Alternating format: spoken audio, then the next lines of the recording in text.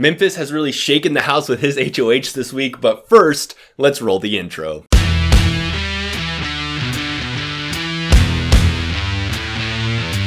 Alright, before we get into this, it is important to note that this is a spoilers episode, so if you don't want to ruin tonight's episode or even the episode after, make sure to click away and come back later.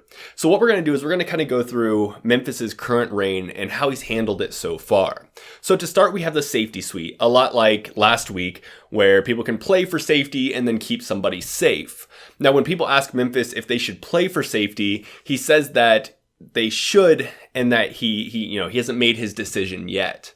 Now, a lot of people take this to heart and do that, but I think this was more of a game strategy. He wants to make sure as many people play as possible. That way, when he goes to play next week, if he needs it, there won't be a lot of competition. I think this will be kind of a pattern that we'll see from HOH to HOH until everybody's played the safety suite. Now, afterwards, we get Devon kind of mad that she lost the safety suite, but we do get Christmas saying that she won, and it looks like she saved Ian. Now, the reason why she saved Ian is because she had a conversation with Nicole Franzel earlier about how Nicole Franzel has control over Ian and can really use him to help their game.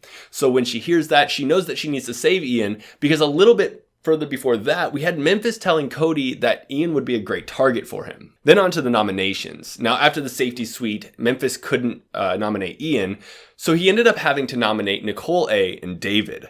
However, when he did so, he did a very old school locker room talk type of speech, telling David that he's at the grown-ups table now and he needs to put in the work. However, there's a lot of speculation as to what was said during this speech, and I think a lot more information will come out tonight during the episode. So we have David and Nicole on the block. The house is shook by the speech. They're not a big fan of the way that David was treated during that speech. And so we're starting to see people kind of gather around David, specifically Tyler, who basically said he's going to go to bat for him. He's like, he's getting him riled up. He's saying, we're going to take him down. You belong here. You're an all-star. And I think that's really cool because while David is newer, he has proven that he can be somewhat useful in this game and maybe even a big game player later on. So the nominations are done, and then we have Janelle and Kaser moving up into the HOH room to talk to Memphis. Now, the reason why they're going up there is because nobody else wants to talk to Memphis right now. Memphis made these nominations without even consulting his alliance first, which makes them think that they can't trust him. So with Janelle and Kaser now up in that room, it's even adding more doubt to Memphis as to what side he's actually on.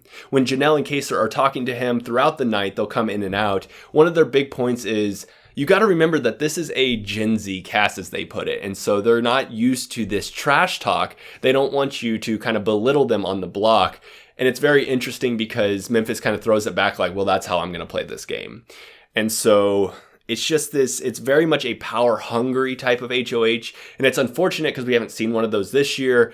We didn't see too many of those last year, and when this happens, that person usually gets targeted pretty quick. Now, one of the other big main talking points is he literally seems to be playing Cody's HOH back to everybody else. So every time somebody comes up, he's like, well, I'm the HOH. I'm not gonna tell you who to vote for. I did the dirty work. I don't need any more blood on my hands.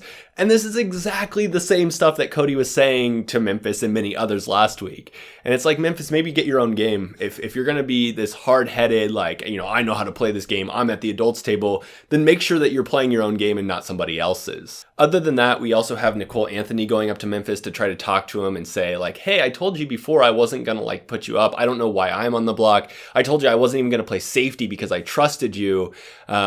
And I want you to know going forward that I still do trust you. And Memphis very much blows her off. Memphis is saying things like, I had to make a decision. I'm sorry. He's like, the thing with this game is that every week, week 1 will not affect week 2, and week 2 will not affect week 3. So sometimes you just have to make people mad in a week.